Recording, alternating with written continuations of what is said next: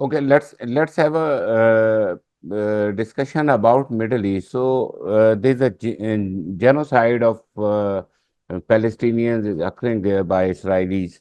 So what's your take about Palestine and their human rights violation there? And what is China's Middle East policy? You see, now the China Arab Cooperation Forum is happening here in Beijing. Chinese president and a lot of leaders from the Arab world, they are gathered here. And today, China reiterates its position on Palestine. China is firmly supports the two countries solution.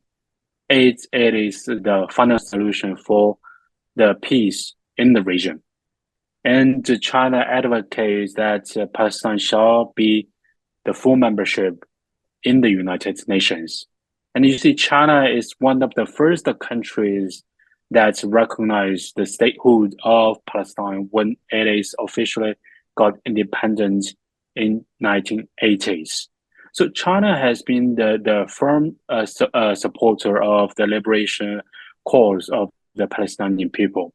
And what is China? What is the essence of the China's Middle East policy now is to promote peace because China is a friend of Palestine, of course, and China is also a very important partner of Israel. So that's why you see for all these major powers, especially for the UN Security P5s, China is the only country that can talk with the two sides directly at both times.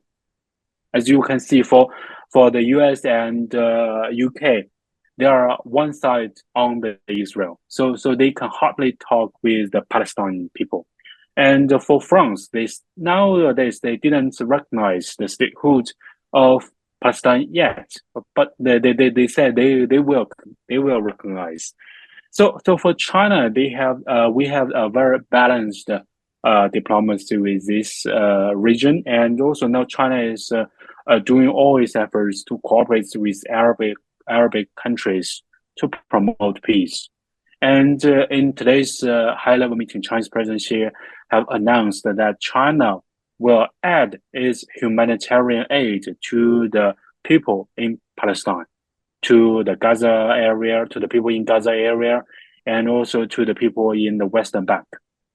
So you see, that is China's stance to Oh, continue okay, to thank you. Thank you. to support the people in Palestine.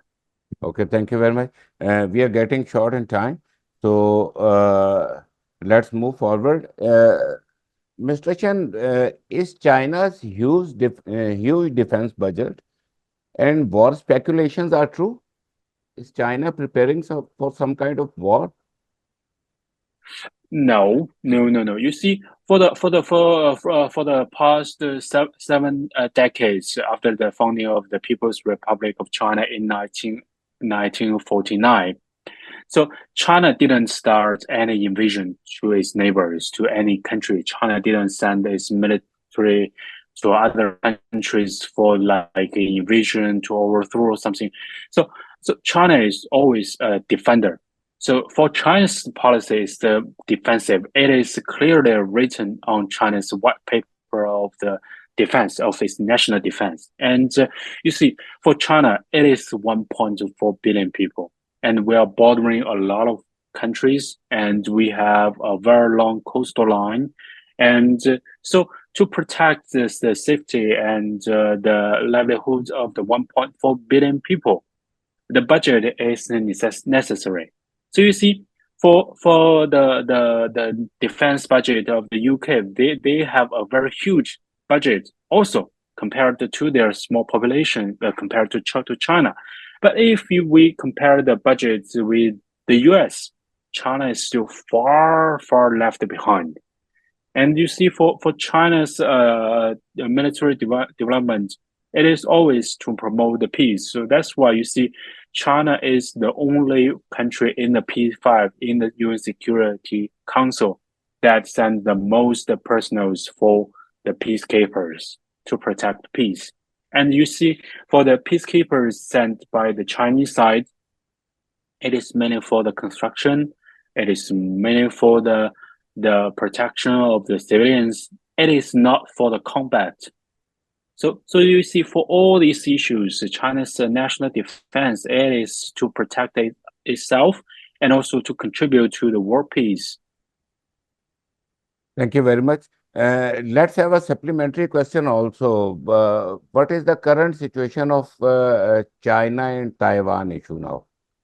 So, is there is any speculation of any kind of war or any kind of military operation for Taiwan? The Taiwan question is the core issue of China. It is the result of the Chinese Civil War in 1940s, and also it is a result of the U.S. intervention in China's Civil War, because in 1940s, the U.S. supported the Kuomintang to fight with the Communist Party, and which is now the ruling party of China, and to continue this civil war. And after the Kuomintang left the mainland and flee to Taiwan Island, the U.S. immediately sent their military to stop China's national reunification. So China is the only country in the UN Security Council that didn't accomplish its national reunification. So this kind of civil war has continued for 7 decades and still continues now because of because of the U.S. intervention. U.S. Some politicians are sending their wrong signals. Okay, thank you. Mr. Shen, in the end, we want to, for the interest of Pakistani people, as President Xi is very popular here. So, can you tell us about the personality of President Xi and his legacy in short words, and what is your message for Pakistan and Pakistani people in the end? Thank you. Yes, and you see, for President Xi, he has visited Pakistan many times, and he also hosts a lot of friends from Pakistan. And you see, for around 10 years ago, and with the Belt and Road Initiative, he announced this kind of CPEC development during his state visit to Pakistan. So you see how the importance of Pakistan is playing in China's diplomatic and in President Xi's vision of global development. So you see, from my words to Pakistan, because I just received an invitation from the Pakistan embassy to China to attend the kind of a welcoming ceremony and also about the discussion of the CPEC cooperation. And my message is China has its huge potential for economic development, especially its market, and it's wide open for Pakistan goods and its products. And also, Chinese people with this hospitality are also welcoming the Pakistan young generations to have the opportunity to travel, to do business, or to have a study here in China.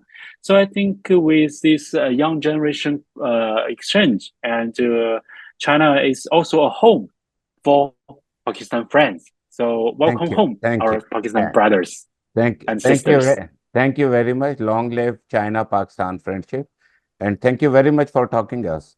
नाज़रीन, उम्मीद है आपको हमारा ये programme पसंद आया होगा, और मुझे बड़ी खुशी है कि हमने मिस्टर शैन को इसके अंदर मदऊ किया और उन्होंने खुलकर बात की। और यकीनन पाकिस्तान और चाइना की जो दोस्ती है वो बहुत ऊंची है, उसका लेवल ही और है और उसका मज़ा ही और है।